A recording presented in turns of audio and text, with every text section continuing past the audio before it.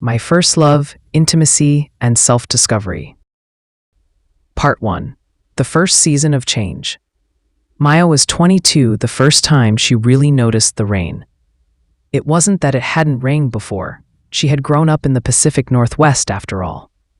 But that year, in her final semester at university, it felt like the world was weeping and breathing and singing all at once. The city streets glistened.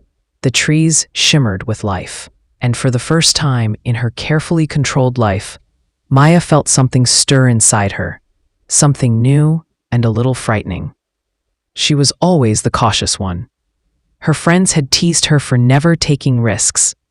No late-night parties, no impulsive travel, no romantic entanglements. She smiled through it all, wearing her caution like armor. But then there was Liam. He had transferred from another school, a quiet soul with ink-stained fingers and a habit of listening too closely. They met in a creative writing seminar, the kind where students sat in a circle and shared vulnerable pieces of themselves. Maya didn't share much at first. Liam, however, read aloud stories that were full of longing and silence and rain. After one class, he turned to her with a soft smile. "You write beautifully," he said, though she hadn't read anything aloud. "I can tell." She blinked. "How?" He shrugged. "Some people carry their stories on their faces." Part 2. Something gentle. They began meeting for coffee after class, then long walks, then bookstore trips and shared playlists. Everything about Liam was unhurried. He never asked personal questions too soon, never touched her arm unless she leaned in first, never assumed anything. It unnerved her. She was used to boundaries, to rules she made for herself. But with Liam, things blurred, gently. He made her laugh without trying. When he talked about books, his eyes lit up in a way that made her feel lucky just to be sitting across from him. They didn't flirt much. There was no pressure, no teasing, just this steady, growing connection. One afternoon, they found themselves sitting under an awning while the rain poured around them. Liam was talking about a short story he loved when he suddenly paused. "Do you ever feel like you've been waiting for something your whole life and didn't know it?" Maya looked at him. Her chest ached. She nodded slowly. "I think I'm starting to feel it now," he said, looking at her. She swallowed. Her cheeks flushed, and for a moment she wanted to run, but instead she stayed. Part 3. The First Touch. Weeks passed. Their moments grew closer, more meaningful. When Liam took her hand one day after walking her home, she didn't pull away. His fingers were warm and patient. They stood there in silence for what felt like forever before she finally looked up. "I've never," she started, then stopped. "You don't have to say anything," he whispered. But she wanted to. "I've never been with anyone. Not really." He nodded, something soft in his eyes. "Me neither." In some ways. That night, she lay awake, thinking about how strange and safe it felt to admit that, to not be judged, to not be asked why. She wasn't saving herself for anything. There wasn't some great moral reason, just a quiet inner sense that she had to be ready, that her first time should be something she chose, not something that just happened. Now, for the first time, she thought she might be ready to choose. Part 4. Rain on the window. It was late April when she invited him over. Her small apartment smelled of chamomile and books. She had lit candles, not to be romantic, but because she liked the flicker. He brought over her favorite pastries, the ones with flaky layers and berry filling. They talked for hours. And then there was a pause. No sudden moment, no cinematic music cue, just a quiet, mutual understanding. She touched his cheek first. His eyes searched hers, waiting. When he kissed her, it wasn't dramatic. It was slow, unsure at first, then deeper. She remembered thinking, So this is what it means to be seen. They moved slowly. No rush, no agenda. He asked with his eyes before every step, and she nodded. Her heartbeat thundered, but not from fear. He kissed her shoulders, her wrists, her breath. She touched his chest, the curve of his spine. They laughed once when her elbow knocked over a candle. Thankfully, in a jar. They paused, breathed, and tried again. When they finally lay tangled together, the room was quiet but for the rain tapping against the window pane. Her body ached in unfamiliar ways. She felt stretched, open, and very alive. Liam kissed her hair. "You okay?" he whispered. She nodded, overwhelmed, tears sliding quietly from the corners of her eyes. Part 5. What comes after? They didn't say "I love you" that night, and they didn't rush into anything else after either. There were still classes to finish, jobs to apply for, life tugging them in different directions. But something had changed. Maya walked differently now. Not in the way others might expect, not with arrogance or some false sense of maturity, but with a quiet, centered grace. She had made a choice. She had crossed a threshold. And she was proud. Not because it had happened, but because it had happened on her terms. Sometimes they still lay together in the afternoons, limbs warm and tangled, talking about everything and nothing. Sometimes they cried. Sometimes they just sat, holding each other, saying nothing. Part 6. The Goodbye. The summer after graduation, Liam got a job offer in another state. They had talked about it. They had known it might come. "I'm not asking you to wait for me," he said gently. "But I'll never forget what we had, what we are." "I don't know what the future holds," she said, tears catching in her voice. "But I know I'll always be grateful." He hugged her tightly. In that hug was every unspoken thing, every kiss, every touch, every moment of laughter and stillness and discovery. She didn't feel broken when he left. She felt full.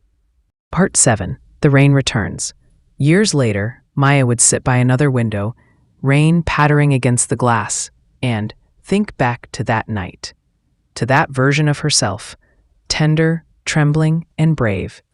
She would remember the way Liam had touched her with reverence, the way she had chosen to open herself to someone, the way it wasn't about sex, not really, but about the act of trusting.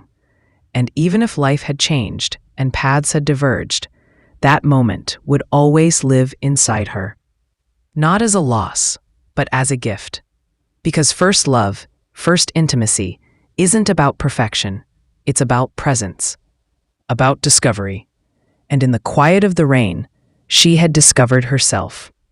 Part 8. The Sound of Memory. It had been 3 years since Maya last saw Liam. She had moved to a different city, not far, just enough to feel like she'd done something new. Her job at the publishing house kept her busy, though she still found time for writing in the early mornings, when the world was quiet and still. Her apartment was filled with plants she tried not to kill, and shelves of books she'd promised herself she would finish. One rainy afternoon, as she curled up on the couch with a worn notebook, a familiar feeling crept into her chest. It wasn't sadness exactly, more like a warm ache, like remembering a song from childhood you didn't know you'd missed. She found herself writing about that spring. Not just about Liam, but about what it had meant to choose, to say yes to something uncertain and intimate, to find herself in someone else's eyes and then still remain whole when they were gone. The words poured out slowly, honestly. She didn't romanticize it. There were awkward moments, hesitations, fears she never spoke aloud. But there was also kindness, laughter, and above all, respect. When she read it back later, she didn't cry. She smiled. Part 9. An Old Message. One night in late autumn, as the wind howled outside and rain painted streaks down her window, Maya's phone buzzed with a name she hadn't seen in a long time. Liamar. Hey, I hope this isn't weird. I found an old poem of yours tucked into one of my books. Made me think of you. I hope you're well. Her heart stuttered. She hadn't expected it. She wasn't sure how to respond, so she waited until morning, then wrote back. Hi. Not weird. I think of that spring sometimes too. I'm well. I hope you are too. A few hours later, he replied, I am. Different, but good. I'm back in town for a few weeks. No pressure. But if you ever want to get coffee and talk about books again, I'd like. She read the message twice. Then again, the thought of seeing him stirred something inside her. Not longing, not regret, just a quiet curiosity. Who were they now? What had time done to them? She answered honestly, I'd like that too. Part 10, Coffee Again. They met at a bookstore cafe they used to visit, the one with mismatched mugs and creaky chairs. Liam looked older, softer in some ways, sharper in others.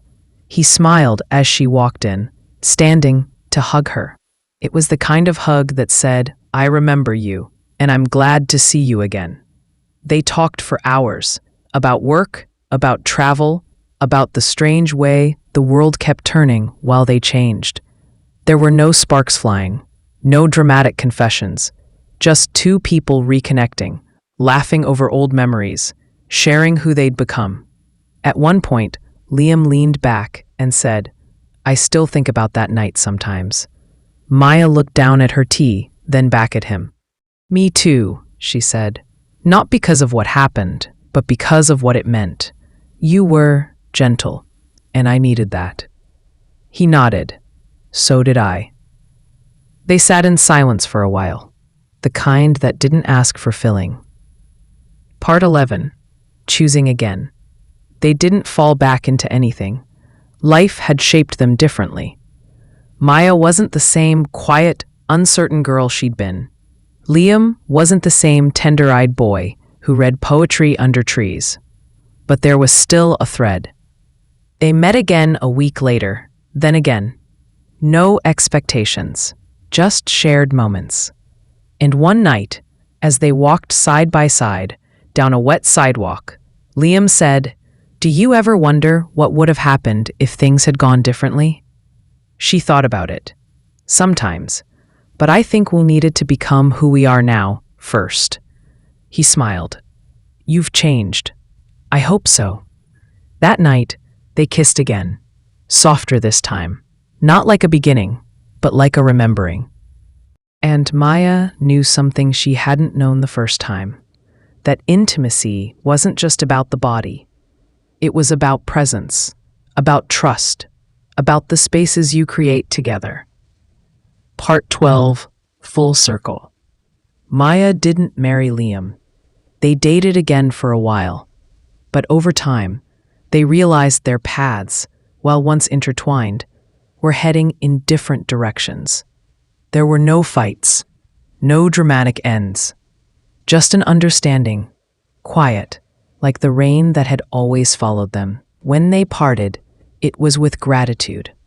Years later, Maya would meet someone else, someone who made her laugh so hard she cried, who loved her fiercely but gently. And when they shared their first night together, Maya wasn't nervous. She knew herself now. She knew what it meant to say yes, to invite someone in, not just into her bed, but into her life. And she thought, with a smile, of that first time, of the rain, of Liam's warm hands, of the way she had cried, not from pain, but from the overwhelming sense of being seen. Epilogue. The rain keeps falling. In her small apartment, now filled with light and color and stories, Maya sat by the window one rainy afternoon with her notebook open. She wrote, "First love is not always forever love, but sometimes it's the door that opens everything else, and I am not who I was. But I carry her with me, the girl who said yes, trembling. the girl who chose. Outside, the rain fell steady and soft, and inside, she felt whole.